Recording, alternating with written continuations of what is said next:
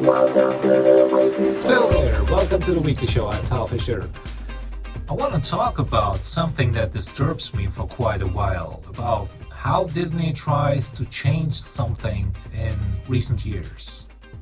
As you all know, Disney has bought the rights for Star Wars for around $4 billion.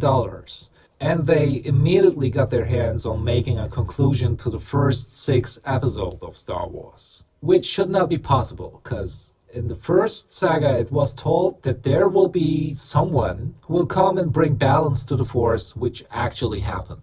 In the first 6 episodes, we saw how Anakin Skywalker became a Jedi first, and then became a Sith, and then destroyed the Sith, and the Jedi Order was destroyed, etc., etc. But then, we look now at the Disney movies, and this whole prophecy was wrong, and the Force was still unbalanced.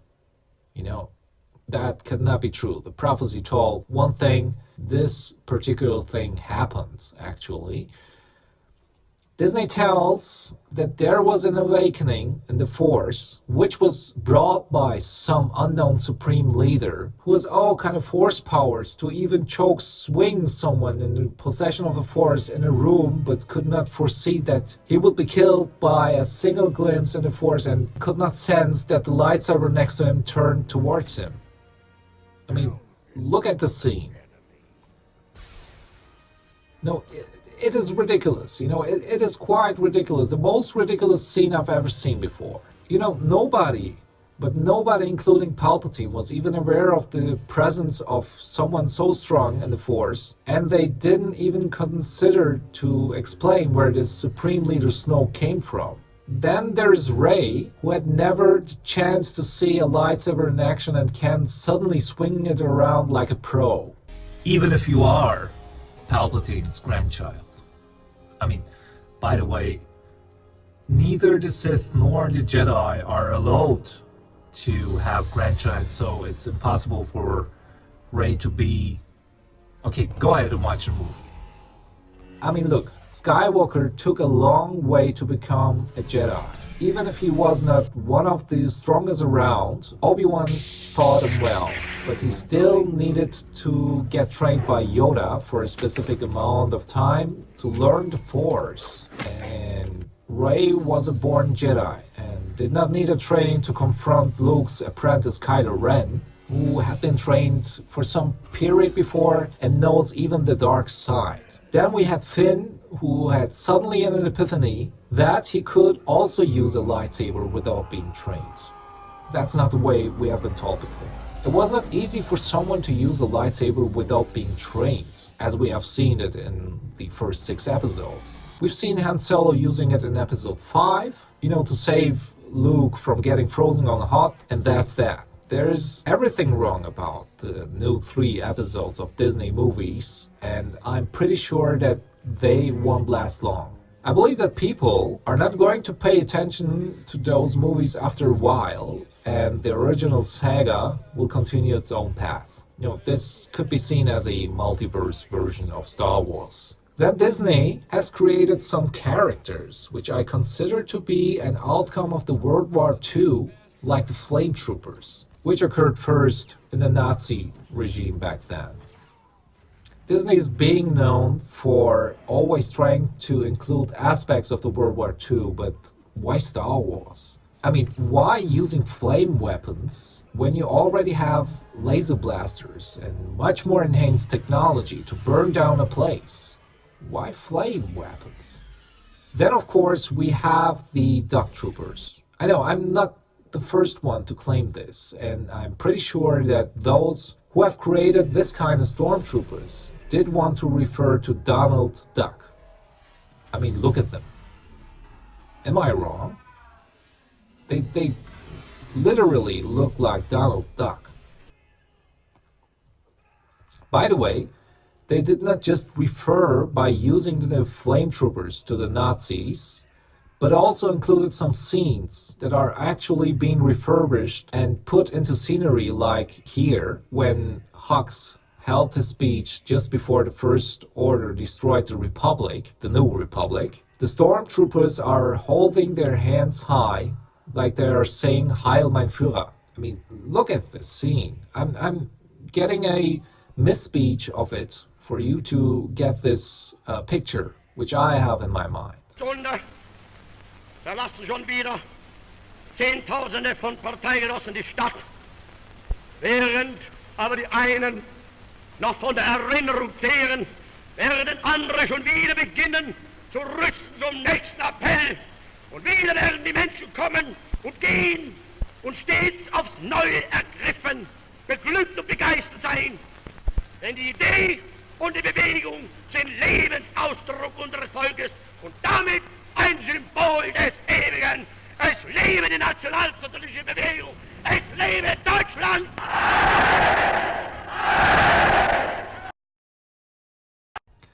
Then, of course, there is the destruction of the New Republic with a weapon that was built so big, but nobody wasn't aware of such a huge planet turned into a mass destruction planet.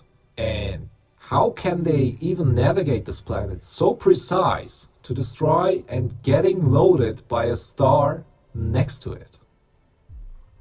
I mean, here are very unlogical things that happened in those movies. There are so many logical failures, like those feminist scenes, or Leia can survive in space and use the Force to come back, but has not so much power like Rey and did not consider to use the Force before. Now let's wind back to the true saga. As I said, there was a prophecy. The Chosen One will come and bring balance to the Force. Period. The whole story was all about the Chosen One, and not someone after him that could awaken the Force again. I mean, in this way, it is impossible for the prophecy to become true, because there will always be someone to awaken it again and again. You know, Star Wars is Earth culture, and George Lucas did a great job in creating such a huge galaxy, full with unknown characters, planets, sounds. For example, the Cantina scene is a tremendous way to explain what Star Wars includes. Different characters, different music, different conversations, and so on. Then in the first saga, it is clear to people to see how hard it was to build the Death Star. How Palpatine made up his master plan and was patiently sticking to his plan by creating the clones a decade ago and implanting the Order 66 to them to finish the Jedi Order to dominate the whole galaxy.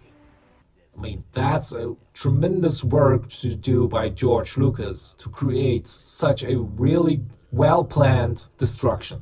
It was not easy to reach all of this stuff. I mean, he even turned the Chosen One to the dark side, and Lucas' saga showed what is necessary to reach all of this.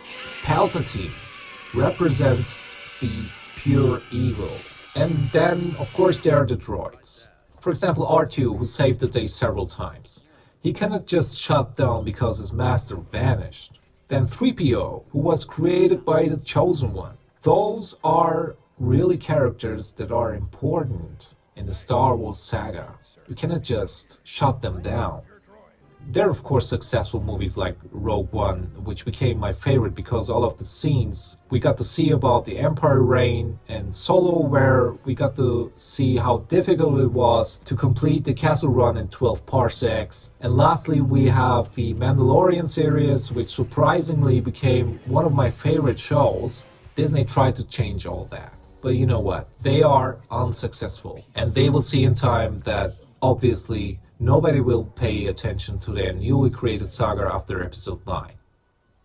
I'm sorry, Disney, but it won't work like that. I will give you a demonstration about how Disney tries to make money. Here we have the intro, which we see at every beginning of the Mandalorian series. No, looks very ridiculous. And I'm going to change just the soundtrack of this intro and put the, for example, the soundtrack of the intro you see in the Marvel movies.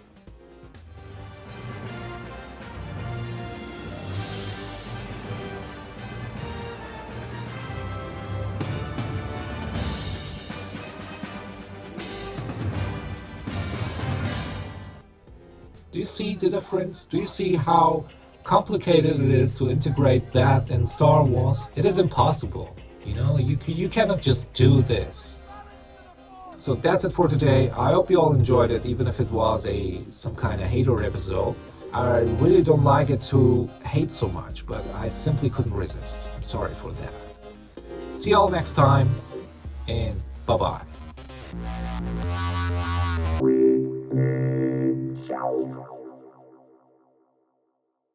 The Weekly Show with Tom Fisher only on YouTube.